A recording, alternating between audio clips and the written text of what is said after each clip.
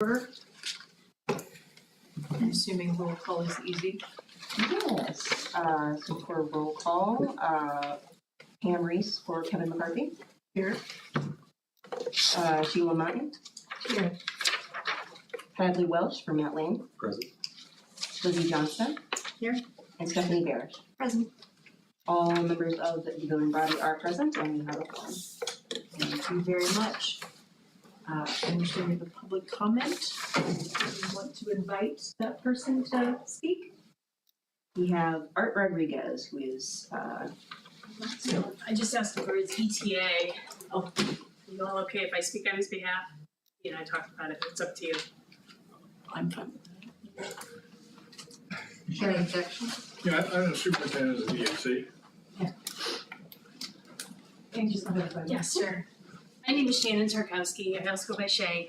I am the administrative assistant up at the DAC. I work with Art and Jerry and Cohen.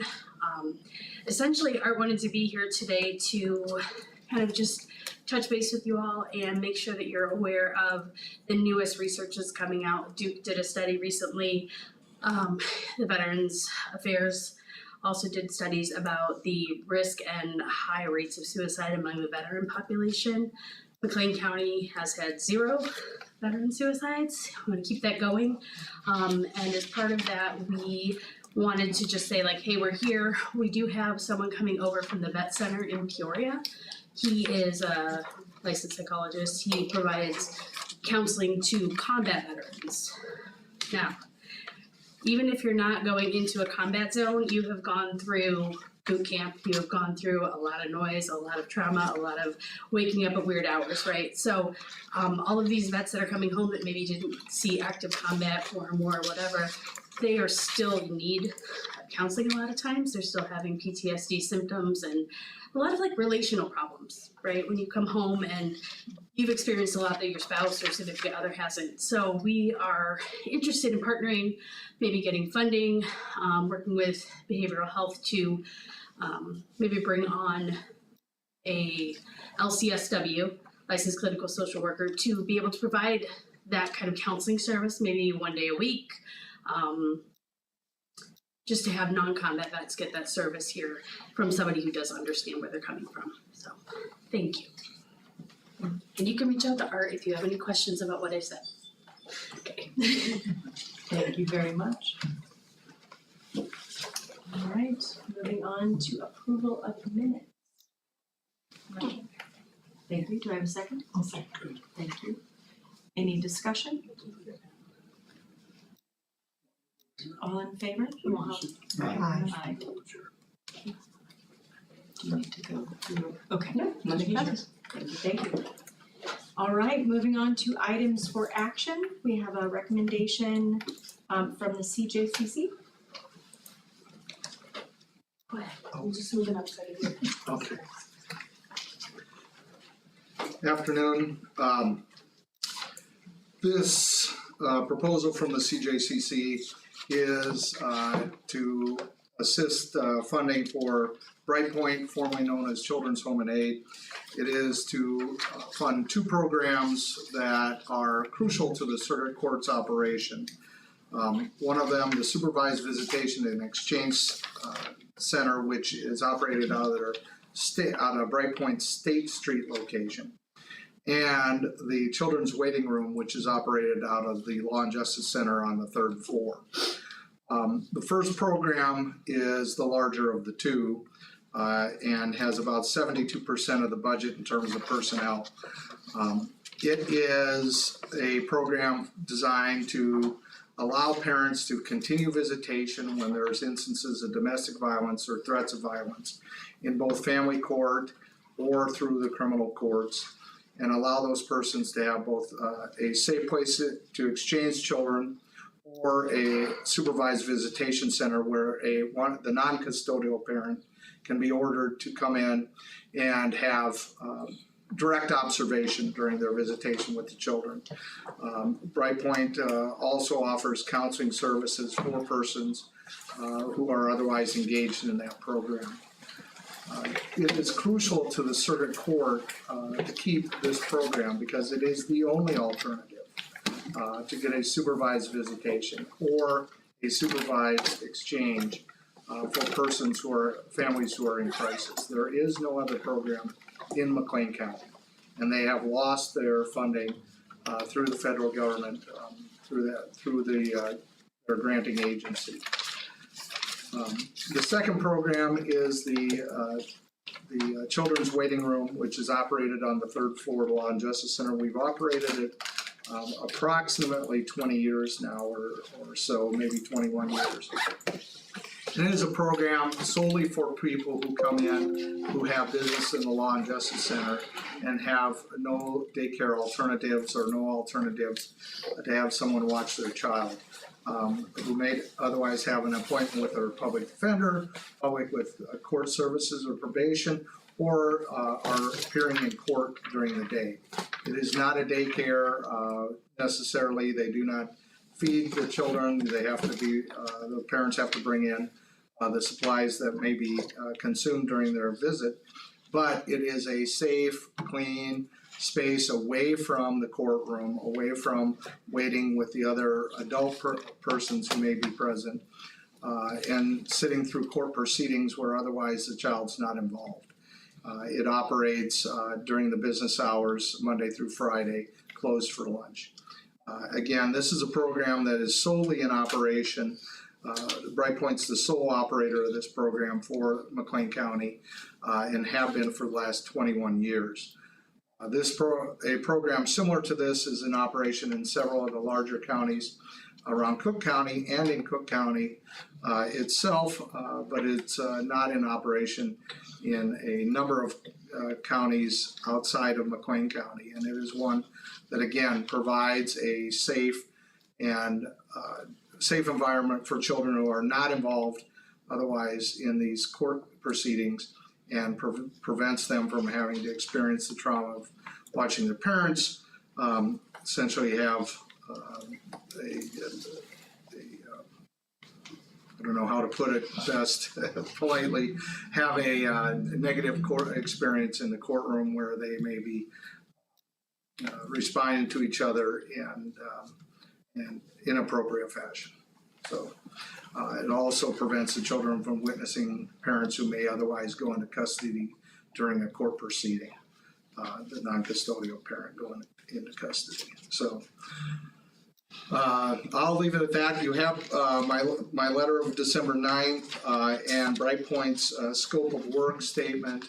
I think it better outlines what they do, but again, both of these programs have been in operation, the Children's Waiting Room for some 21 years, the Supervised Visitation Center for approximately that long, although I don't have in front of me the initiation date for that program. So I'm happy to answer any questions people may have.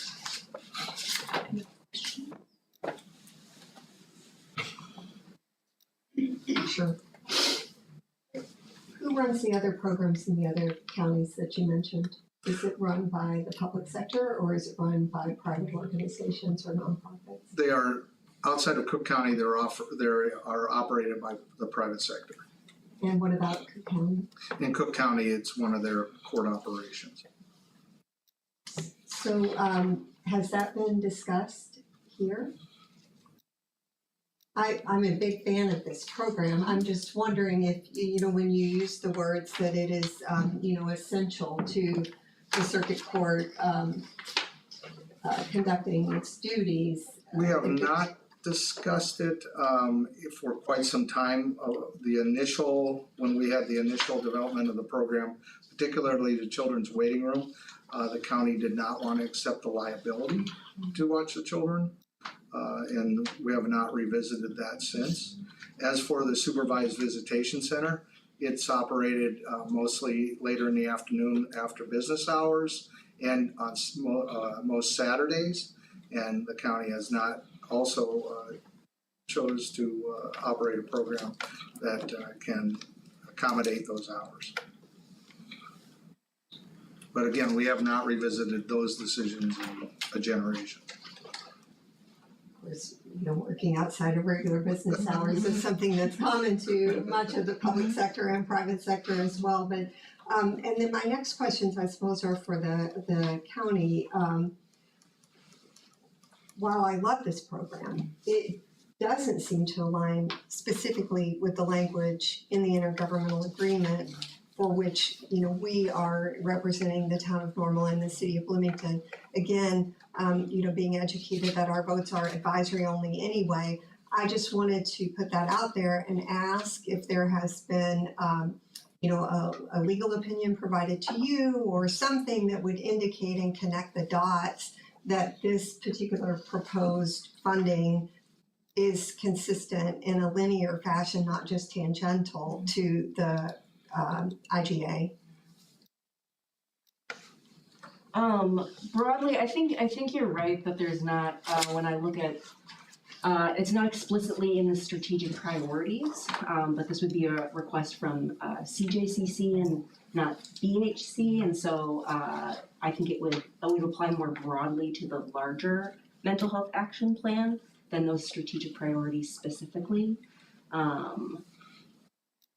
I think you're right that it's a really valuable program, and because it involves the trauma-informed care for making sure that people who are justice involved get holistic, their needs met holistically through their family.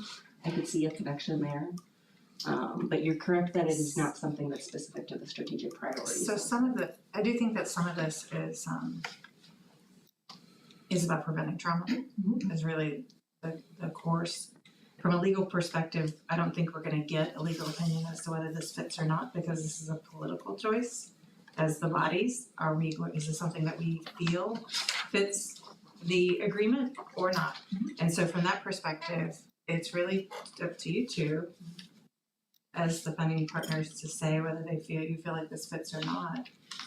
If you don't feel like it fits, I think that's a different discussion, but as far as like what we're having here, but from a legal perspective, it's really, as the funders, choice as to whether or not. My understanding was that you were supportive and that Mayor Coos was supportive and Kevin McCarthy was supportive of this coming through shared sales tax, but if that's changed in the interim, then I don't wanna cut you off, so.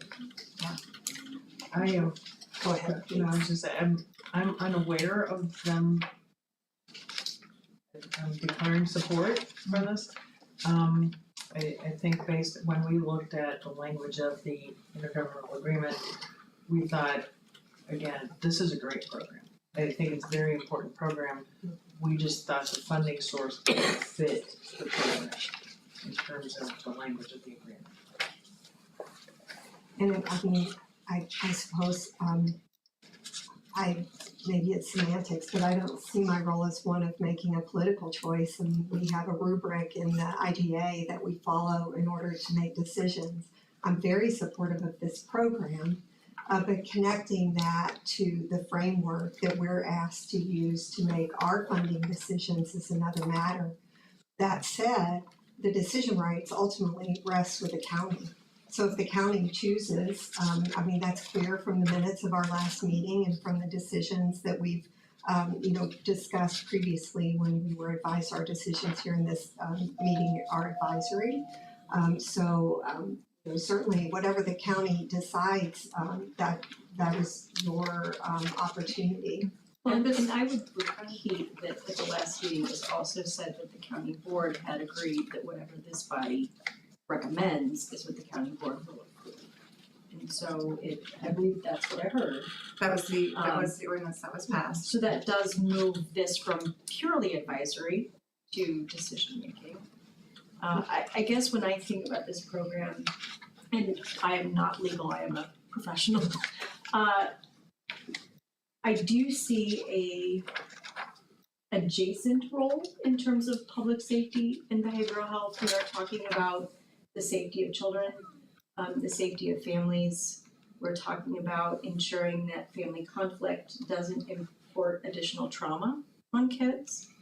I don't see it as a direct link to the behavioral health side of the funds, but I could see a link. It's If I might, more often than not, let me clarify that. almost 100% of the persons being ordered into the supervised visitation, there is a program at the State Street location. There's an allegation of domestic violence or abuse or neglect. And whereas they may not have a criminal justice case, they certainly have an allegation, either DCFS is conducting an investigation or they have involvement with DCFS in their family case or a juvenile abuse case, or in some instances, one of the parents is involved in the criminal justice system. But the reason why they're there is because of those allegations or prior incidents. That is maybe not necessarily true for persons who take advantage of the children's waiting room, but the supervised visitation center certainly is true. Well, just saying, speaking with the sheriff before coming here, that he was supportive of this, would vote in favor of this action item. And I think he would say that it would help facilitate due process for the people that are involved in the justice system and having a place for these individuals to go. But what is the funding? Is this 100% funding for the year, or is? This is about 72% of their funding. And this ask is because their funding has been eliminated. Their federal funding has been eliminated. And this would be a dollar for dollar match for that funding.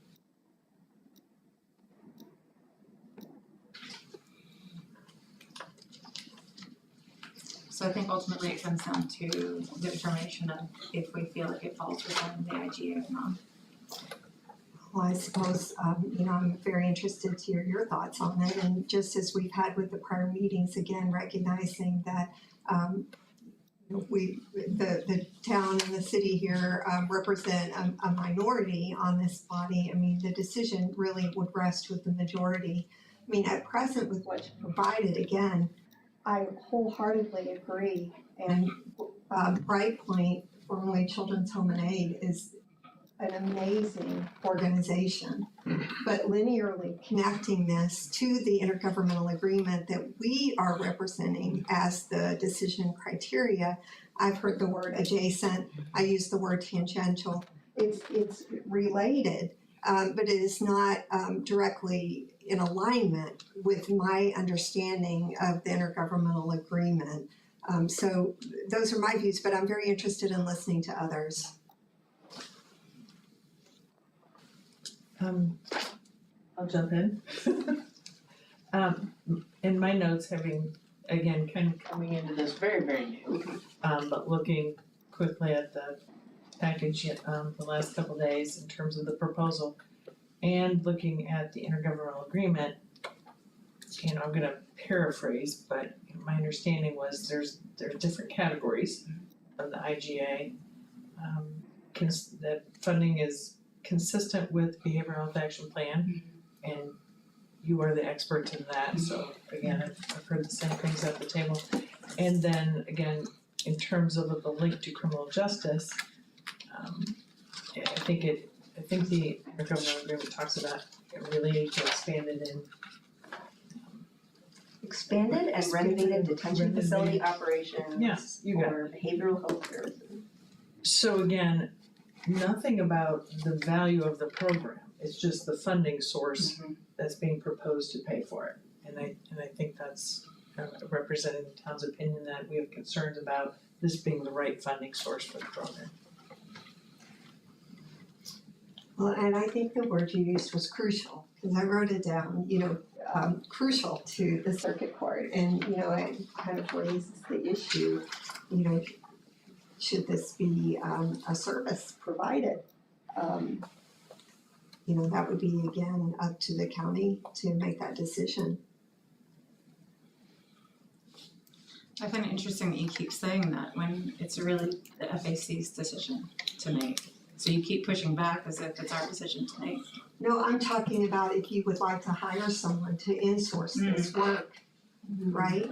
Because with regard to the intergovernmental agreement, again, we could all read it differently. I think, reading it, linearly, what does the language say? I don't believe it meets the criteria.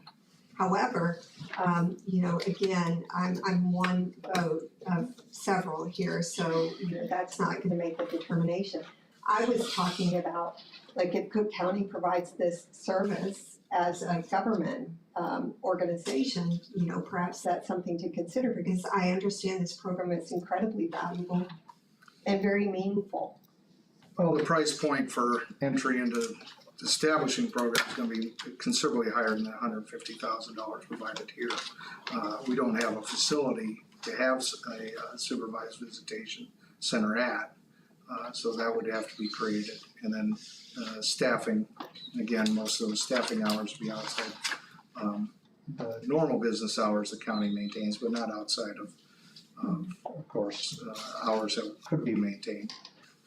But yeah, as for the request, particularly the supervised visitation portion of the request, we're not gonna be able to provide such a service at this price.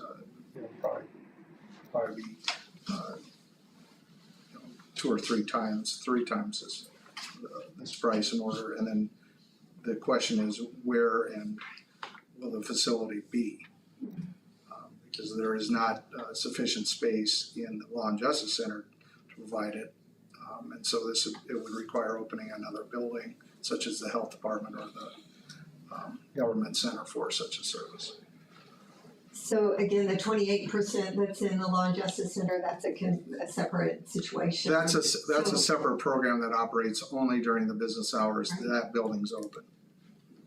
So again, our role is different than your opportunity as the McLean County government to fund such a program. We've been given a specific role that relates to a rubric of an IGA. And, as much as, I would love to say this dot is connected, in a very linear fashion so that I could feel I'm discharging my duties in a responsible way, I would happily support it. But it's missing in that it is adjacent, it is tangential, it's not connected specifically to the rubric that we're given to make our decisions on. So I would say probably the strongest argument for it is that it is supporting the community members who are involved in this kind of justice arena, who are finding themselves at odds of having a safe place to transfer kids in custody, but also likely not having other alternatives for childcare.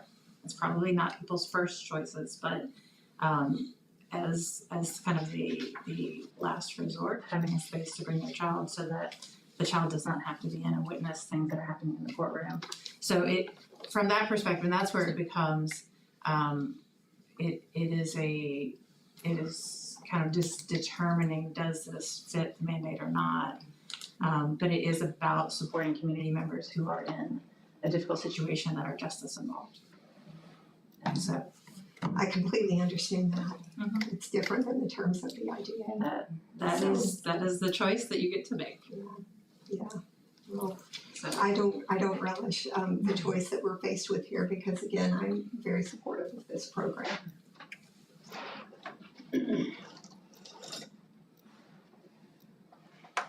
Forgive me, but and this may not be the right procedures, so somebody kick me under the table if I need to do something different. But as I think about these two programs, there is a distinct difference between them, right? So Correct. the Family Visiting Center is providing a service to families who have experienced, children who have experienced abuse and neglect, right, or domestic violence scenarios, Correct. And which therefore, are behavioral health connected, much more linearly connected. Yes. and they're court ordered into the program. Basis, correct. While the childcare room is, I do understand the necessity of it, it is a broader scope of the types of kids and situations and families that utilize it. And it's less about treatment and safety and more about ensuring kids that don't get exposed to court type scenarios. Correct. Still important, please, I'm not trying to knock that. But I'm wondering if there is room for discussion in terms of connection to the IGA if we separate the programs and we look at them individually. Well, question and clarifying from you. This is supervised visitation, so it's to facilitate the ability for the child to have the relationship with the parent, right? That is correct. So it's not the child that is the subject of this, other than this is the process which facilitates safely that interaction. Is that correct? That is correct. The parent is ordered into it.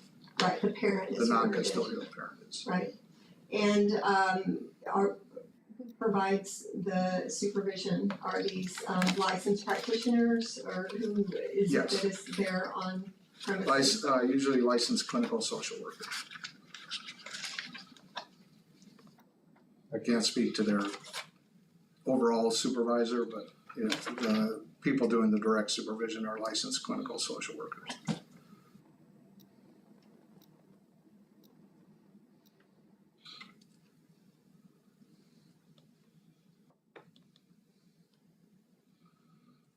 Can I jump into the question? Monty? You okay with that? Oh, absolutely. Again, I apologize for not having a better knowledge of the updated behavioral health action plan, but is there a definition of behavioral health as we're trying to target it as the community, or is everything based on discretion? Because I'm uncomfortable if this is discretionary. Absolutely. Because I don't know how far the string, you know, if the string is rubber, if it's, you know, tight. So I don't know how this would fit. Sure. So I just figured out, I was looking at the previous plan and just realized that we are actually looking at 2026. Which generally actually makes me feel a little bit more comfortable with that, so I do have a copy of that.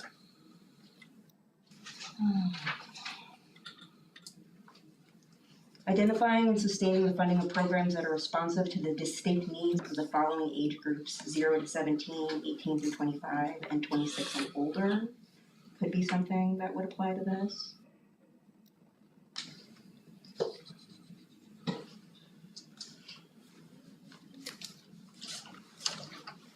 Expand reentry efforts, including housing, employment, education, and behavioral health services for individuals returning from incarceration. Develop evaluation of the victim witness experience.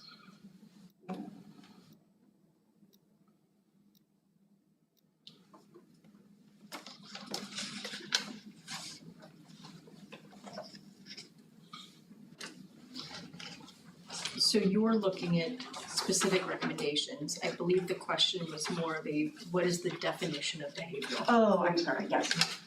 There's not something specifically listed in the behavioral health action plan.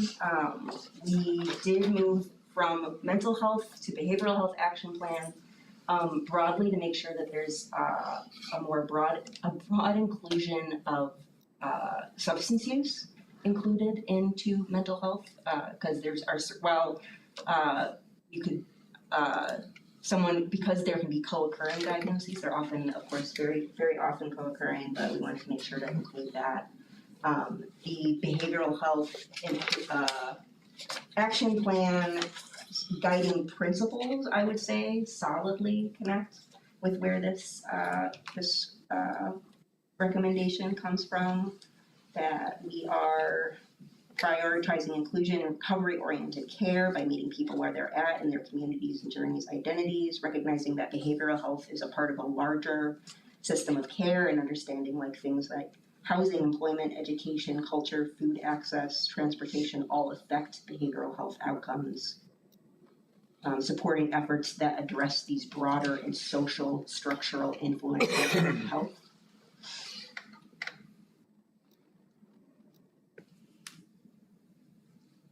And to nurture and develop and maintain cultures that are recovery-centered and trauma-informed for both those receiving care and for those providing it.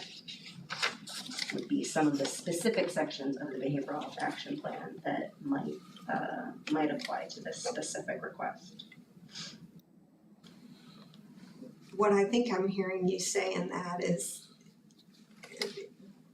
it's implicit that the individual be in treatment themselves or recovering or somehow, in the network of behavioral health challenges personally. And in this case, there's, the children, while they're certainly exposed, again, I'm just trying to connect the dots. I hope you guys understand, we do have a role that is unique in this. And, the governing IGA dating back to the 2016 plan. If you would like to segment this and ask us to take another look at it, I'd be happy to do that, but I would need the opportunity to research that further. I don't feel that I could vote affirmatively just based on that reading today. And again, I know I'm a broken record, but I love the program. It has nothing to do with the program. It has to do with the role that we have, which is very explicit in what our duties are. I can respect that. I will say, as a provider who has worked in child welfare for, I'm gonna date myself, 26 years, the safety and ability to maintain a relationship with a parent in circumstances where there's been abuse, neglect, or domestic violence is paramount to the well-being of those children, whether they themselves are receiving treatment in that moment or not.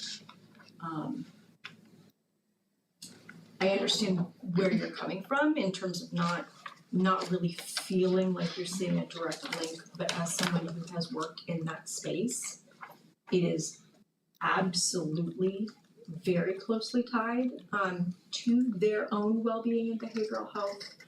That's part of the reason why I wondered if pulling apart the programs and looking at them separately may be something that we could consider. We do run similar types of programs in different locations, and so we are regularly helping families.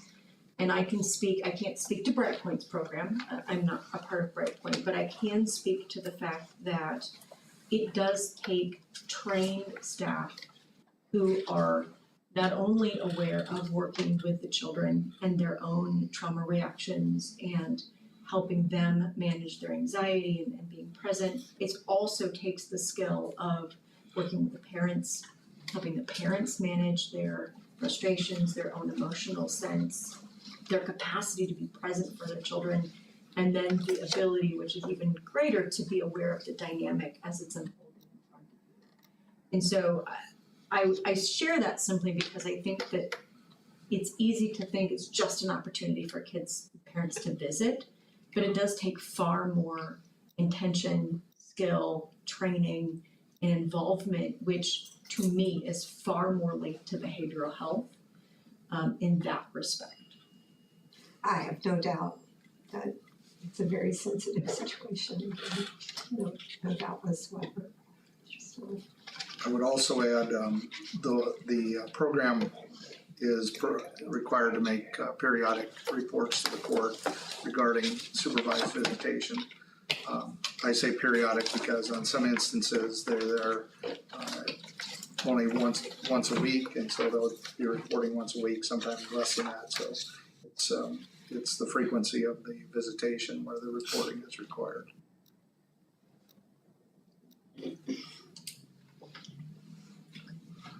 So I think, I was just gonna say, I think that, what we're talking about, particularly with the visitation, is that it's more than just a visitation spot. That there is interventions that are put in place, and that it is in many ways looking at prevention. Unfortunately, when you prevent trauma with children, or when you limit the trauma with children, that's not something that's measurable down the road to see what didn't happen. And so those kind of theoretical gains are very difficult to measure. Doesn't mean that they're not important, but to the bottom line, if you can't measure it and that's something that's a deal breaker, then that's a deal breaker. this has nothing to do with the issue of being able to measure value, just to clarify. you have so many people that are a member of this council that are seeking support financially. And, we have, again, our roles in it, and I know we have multiple votes, so this would likely, it sounds, receive majority support. So, that's another matter, that you have so many people seeking support financially from this group whose ability to articulate the direct relationship to this group is pretty clear. That's the differentiation for me. I guess I respectfully disagree. I think it really resonated what you just said. I think it solidified the link, in my opinion. Certainly, I understand that. So, and then we've got a motion where these two things are coupled. You wanna decouple them and bring them back and let me, get some input as to the connection with the additional context, which we did not have. Perhaps we could call another special meeting in short order and revisit it. Otherwise, there's the opportunity again, it sounds like you have votes now.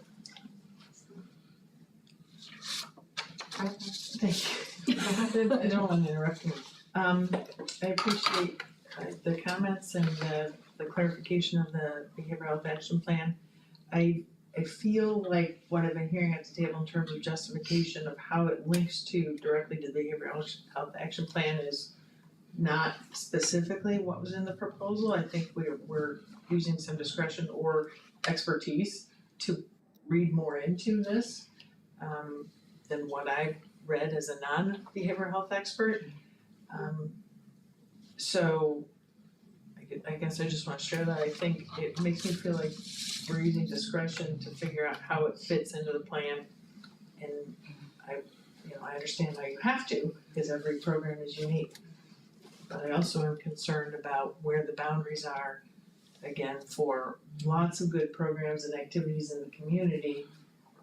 Is there a direct link to the behavioral health action plan and the intergovernmental agreement?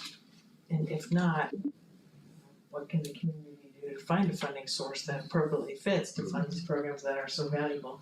Right. Many programs are worthy, it's just, do they fit in the boundaries of this particular funding source? Yeah, do I get the impression that you guys are closer to feeling like it's a good fit than at the beginning of the meeting? Well, I That's the mean, impression I got. go ahead, please. I think separating the two programs, cause they're different, they're operated by both programs are being proposed to be operated by Brightpoint, I think that's the connection, but they're two very different programs. And maybe with some more explanation of the family visitation and how it directly links to the behavioral health action plan might be useful. I don't see at all how, I shouldn't say that, it's very strong. It seems much more indirect in a very broad attempt at connecting the child resource room, to the behavioral health action plan. I think that's a much more difficult connection to make. That's my opinion right now. I would just say that I think discretion is probably the most apt word for it, and that's why we're having such a deep discussion about it, because there aren't as strong ties to the behavioral action plan as I would want, and so this is a discretionary decision that we will make. I will say that as the representative for the county board and our ordinance, in this vote, because we're not seeing as strong a tie as I would like, if I see the city and the town voting against it, then I will respect that decision. Because this one is more discretionary than we've seen come before. So may I ask a question about some of the language used as you shared this? If this is, it's a compulsory program, I mean, Well, half, the supervised visitation exchange program is. yeah, that aspect, if it is a compulsory program, by the McLean County Circuit Court or whatever body is overseeing that, then it would seem that there is some obligation for the county to provide that service. I mean, if the court is actually I don't think making that it the city, compulsory. I would think that the city and town are not unfamiliar with unfunded mandates. Well, yeah, but when they come our way, I mean, we have to figure out a way, right? And in this case, it's my understanding that the funds that we're drawing from are non-contributory from the county. These are the funds that are specific to the contributions from the city and the town. So that's why I'm bringing that up. I mean, it seems meritorious and it seems obligatory, and so, you know, it seems like something that should be done. I just am not understanding all of those who will be said no to in order for this program, which seems to be an expectation to be funded. I would also guess that a fair number of the individuals being ordered to the supervised visitation center are also ordered by DCFS and maybe not the county. That does occur, And it DCFS occurs is as pretty well. famous for you have to do this, but there's no funding for it. So, but during in the absence of this program, prior to the existence of this program, the exchange programs occurred in the lobbies of the police departments. And they were very opposed to providing that service. But where the custodial parent is worried about violence, they don't want to do it at McDonald's or in the mall parking lot. And so they'll walk into the police station unannounced and wait until the non-custodial parent arrives. And that was the alternative, and that is the alternative where this program doesn't exist. And, you know, during any,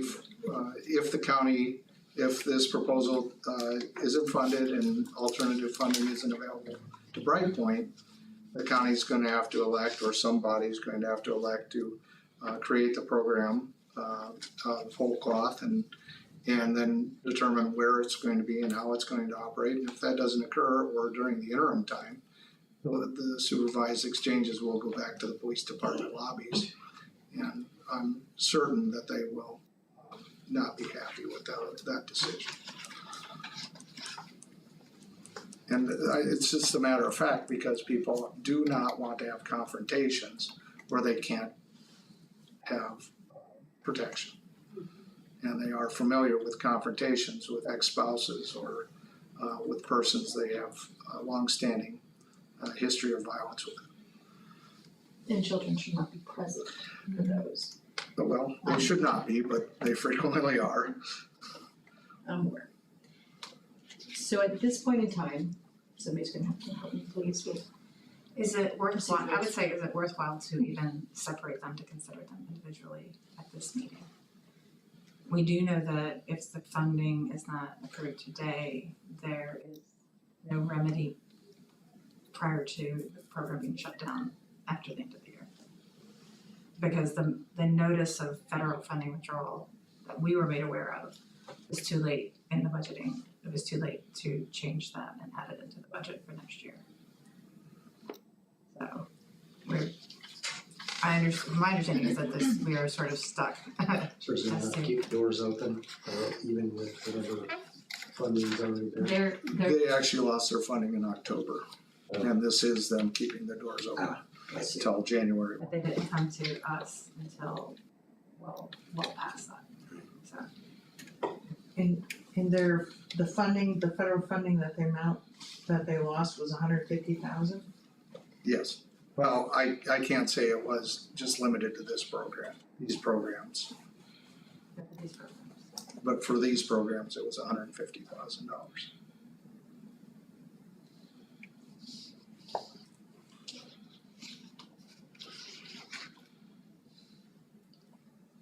So if we don't vote today, then their funding will run, the money that they have will run out and they will have to close those programs. Correct. Correct. And they're currently operating the programs? Yes, they thought they had enough reserve funding to run through the end of the year. Meaning December. Yeah, I'm sorry, Yes. the end of the calendar year, December 31st. not the end of any fiscal year. So are they currently recruiting staff to pick up? Or, I don't know what, if they are recruiting or, The ask is to continue the staff and programs that are already in existence, Correct. not to add. correct. okay, Yeah, these both exist and there's staff that will be terminated or reassigned as they can be to, on January 1. okay. It Yeah, just these looks are- like they were recruiting right now for No. current No, positions. This No. would be, this is to prevent the loss of services that provide for the community. That's what the request is about.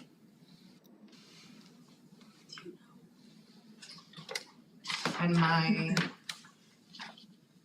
I will just say that from my conversations prior to this meeting, my guess is that Brightpoint is not here to give public comment because they felt that they had support from the city and the town.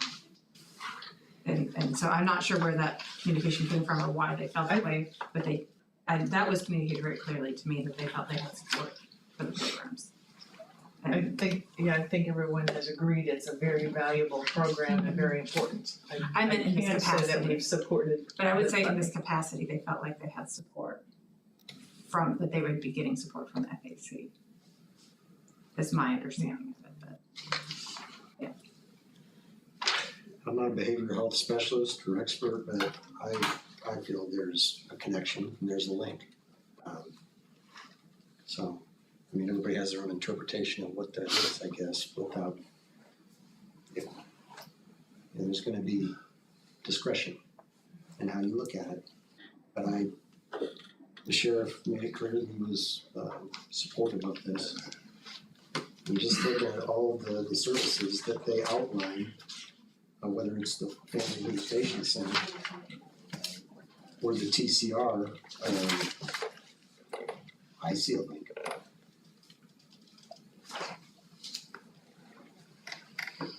Do I have a motion to vote on it as it stands? A motion to table it, a motion to anything? May I ask just, if I could, just a few more questions, from the conversations that, have occurred, I suppose. Is that why, this came to the agenda maybe in advance of other pending requests for funding for other organizations in the community? I have, I did receive a phone call, within the last, few weeks and, I love this program, I love this organization.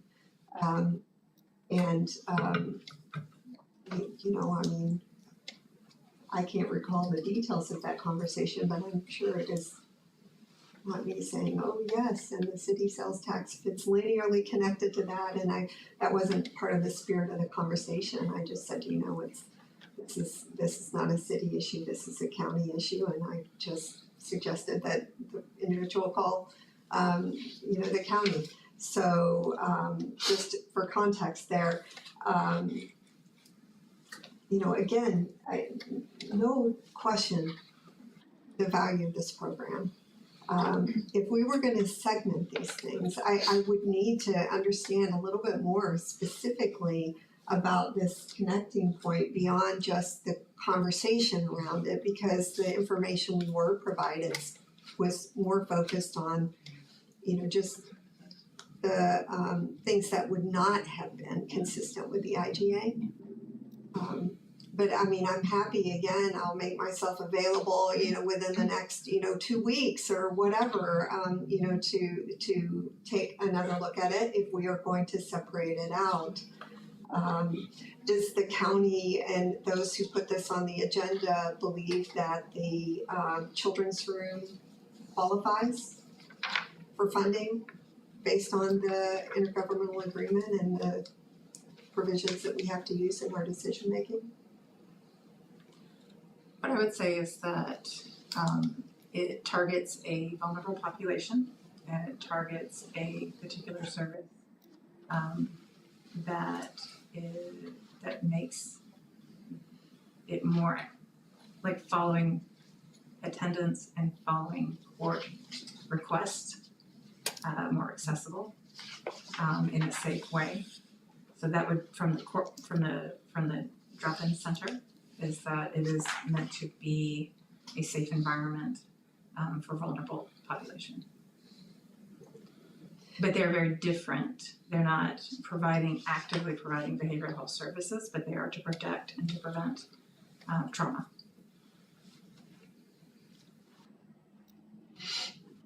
But it is a service. It is a service. And it's available to anyone agnostic of their financial situation. Correct.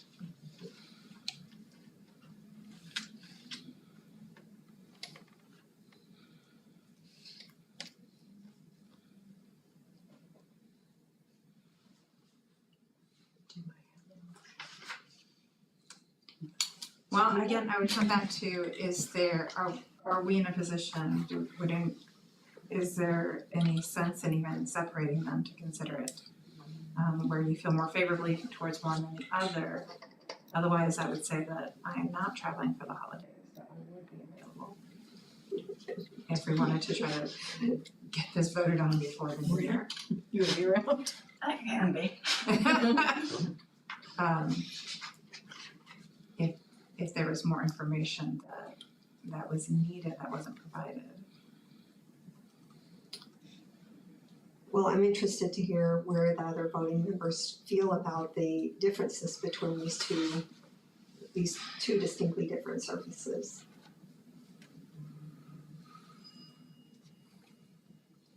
As I think about them, the drop-in center is more of a preventative service, where the family visitation center is an interventional service. It is actively intervening in families where there have been abuse or neglect or domestic violence. I think they are both important and they both play a role in wellness and our community's wellness, our family's wellness. But there's a difference in the action, the activeness of engagement. I would agree. The family for the visitation and exchange, you don't hire LCSWs to be babysitters. So there's more than just monitoring happening there. And so I do feel that they are very different, and I agree with the assessment. One is about prevention, one is about active monitoring, intervention, treatment related, as far as rebuilding family structures and bonds when there has been clear damage from the visitation center.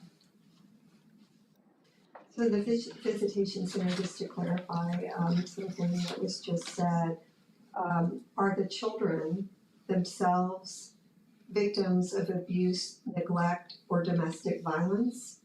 Not in all- Or not in all are they simply instances. having their parent incarcerated? As the population of persons who are in the Law and Justice Center, the parents only have to have an appointment with the Public Defender's Office or the court services for probation or pretrial services, and or have a court appearance in order to take advantage of the service. I'm talking about the supervised visits. Oh, the supervised Are those visits? children all victims of abuse, neglect, or domestic violence? As I'm just following up on the framing. Sure. I would say almost 100%. If there's an exception, I can't think of it, but there is probably an exception to that. We've all been exposed to it. They've all been exposed to it. There might Secondary trauma. DCFS considers children who have been exposed to domestic violence as having been neglected.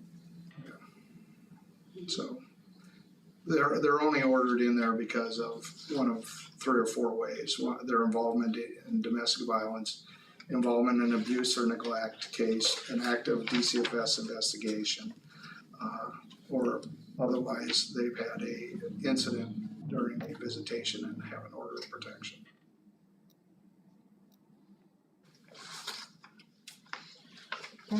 Back to your question, about of separating them or where we're at. When I look, and having heard the information from Mr. Scanlon and the discussion that you bring to the table as you know, experts in the field, I'm not seeing that in the proposal. I don't see any reference to clinical, LC, licensed clinical social workers. It does say professionally monitored space, but it seems to me if we're trying to figure out a direct link for future reference, even for other future proposals and applicants that might be interested, to maybe be more informational in the proposal, so we have a direct link, because it doesn't reference that level of professional expertise, the services that are provided through those experts in terms of, you know, trying to prevent future trauma and future situations. That might swing a little bit then in terms of my opinion, because then I think there's definitely a clear link. There's a purpose, particularly when they're talking about supporting a healthy parent-child relationships. What does that mean? What does that look like? And then we can see those direct links to services that I think are intended and linked to the behavioral health action plan. So back to your question, if there's a way for the proposal to be improved in specifically breaking out the cost of each program, because it's packaged right now at $150,000 total. But, you know, could they say this is what it is for the TBR or FVC, and then this is what it is for the child resource room? I think given That that, would be helpful. I'm sorry. I was just gonna say that given the opportunity to redraft this proposal, I think they could hit on both points, probably given the right criteria, whatever that is. Would be the behavioral health action plan. Yep, the recommendations in the behavioral health action plan. Connecting those dots would have been helpful for me, because coming into it again, you know, and seeking the input of our stakeholder, I mean, that connection wasn't there, but you know, I would be happy to look at revised draft. And you know, and doing that, I suppose, you know, you would personally then come to understand, do you believe both are related, or do you believe one is related in a compelling way and the other one perhaps not? I don't know, because you know, I haven't seen that laid out. Either way, it needs immediate action, so something would have to be. So in this case, are we open to tabling it to the next meeting? I mean, certainly, And then depending on when we can get the next meeting scheduled, certainly. When is the next meeting? we don't have one scheduled. I'm gonna say it's gotta be before the end of the year, right? That's it, yes, Yeah. schedule one. we have to. Can you table, or does it have to be tabled to a date certain? I think you guys will probably set the date for their next meeting and you would probably just table it to the next, I mean, in that, right, Dawn, when it comes to tabling something, you can just table it? You can Or table it, table or the table date it to certain? date certain, you can do either, is my understanding. We can table it to the date certain that you choose.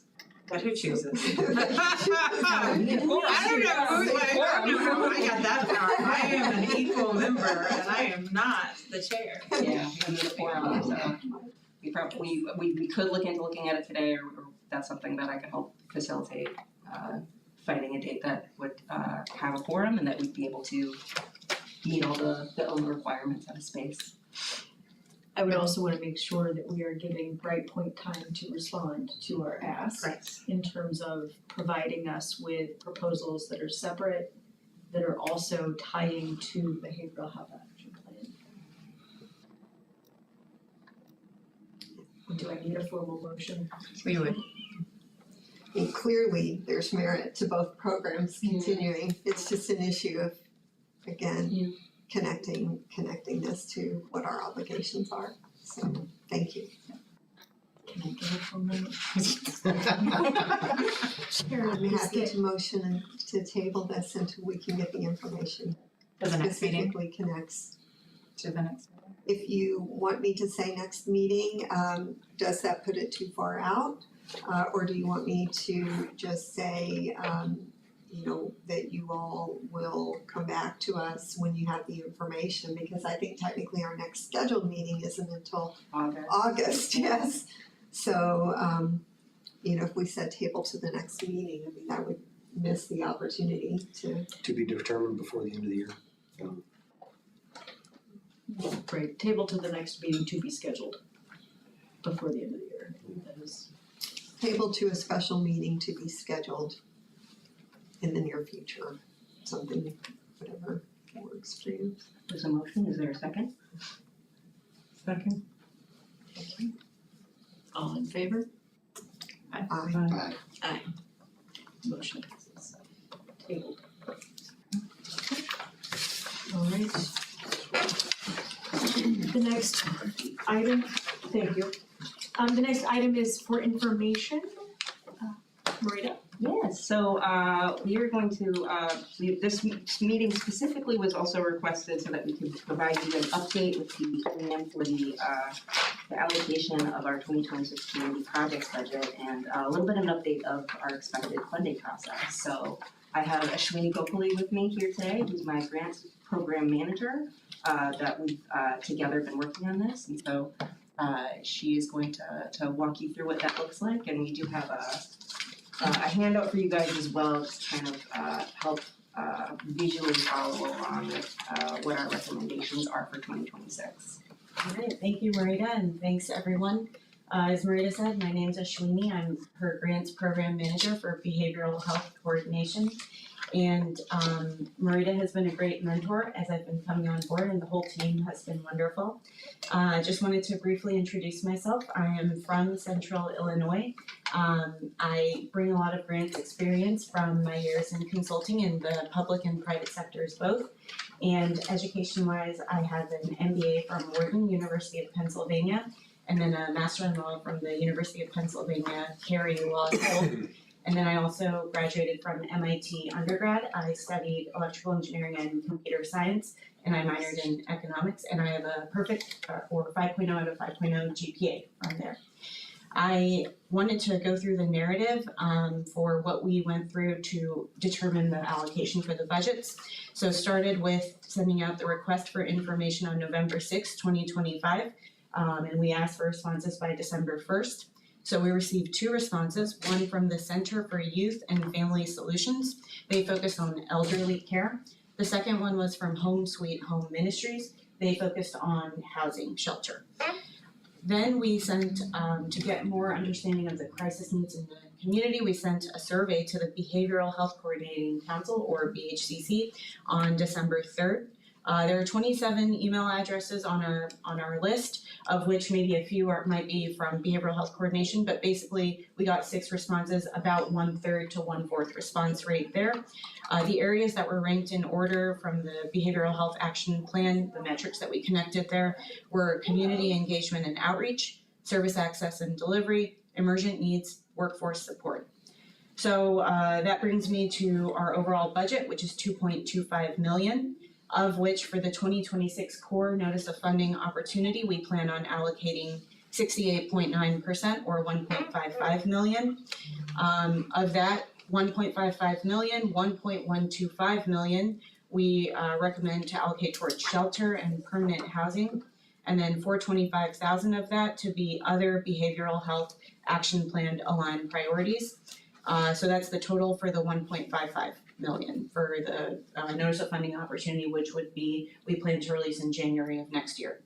Outside of that now, going to the overall budget, we are thinking of 2.2% or 50,000 for the 988 crisis service marketing, 8.9% or 200,000 for skills-based professional development, 20% or 450,000 for emerging opportunities.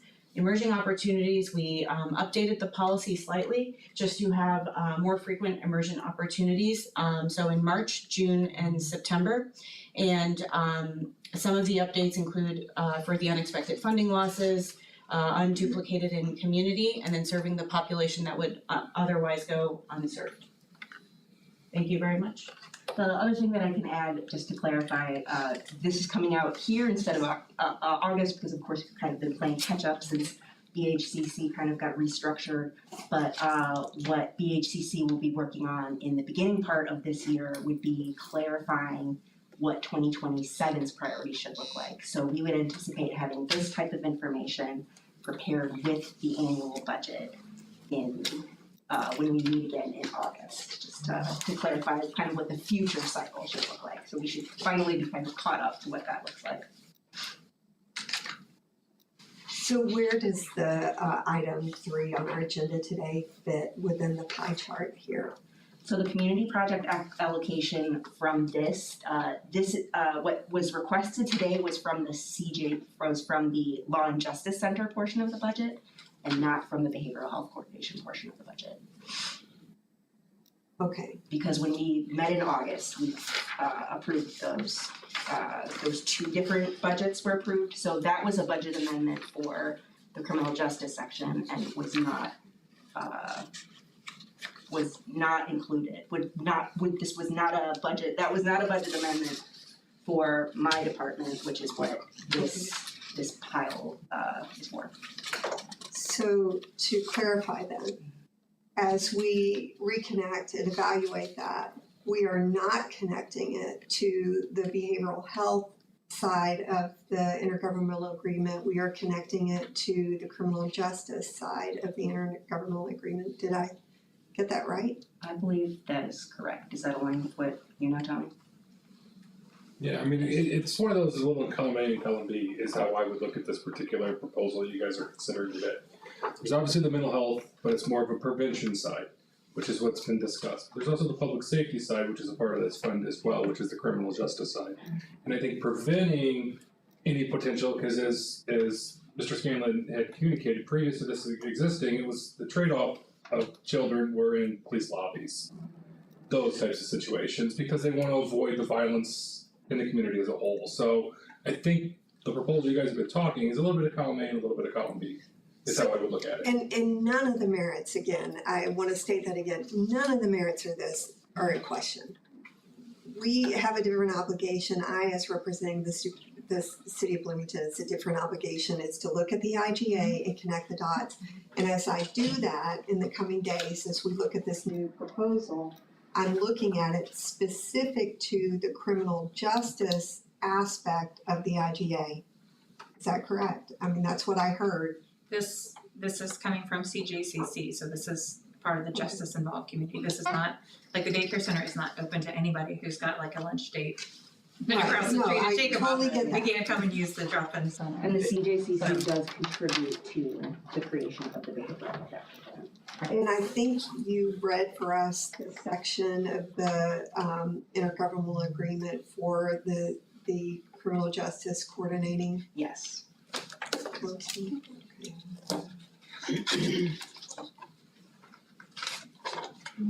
What was interesting about the behavioral health action plan update is that this was the first time we took a lot of coordination with the CJCC to incorporate their objectives as well, instead of just the behavioral health coordinating council objectives. So the new behavioral health action plan it covers both sides of both the justice involved and the community programming investments.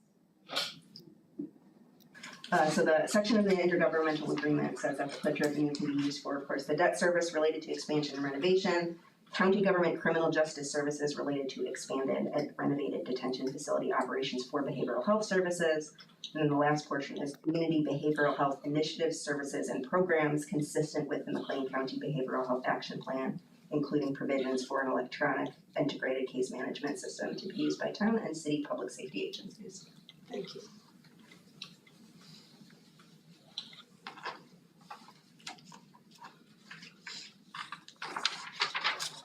Any other questions or discussion on this proposed? I appreciate the clarification and the questions and the information. Now it just seems a little murkier in my mind because I was targeting the behavioral health side of that category, not the criminal justice side, so I'm gonna figure it out before the next meeting or Kevin will be back. Yes. And the IGA is tied to the plan that was in effect at that time. Yes. time and the future, the 2026 one of course as well. Well, belated welcome.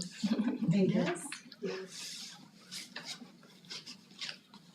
Yes, we look forward to working on that general notice of funding opportunity that'll come out, and we've started kind of some of those steps. We do anticipate that obviously one of the most important parts of that will be applicants specifying which parts of behavioral health action plan they believe their proposal covers, because the way that it's written, there could be several in different categories depending on what the program is.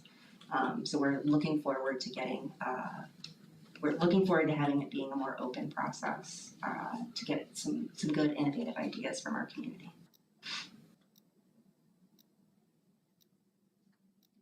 On that item? Alright, moving to that which may arise. Do you have any other items? I have nothing to reason. Alright, nothing arises. Do we have a motion to adjourn? Second? Second. Thank you. All in favor? We are adjourned. Thank you. Thank you.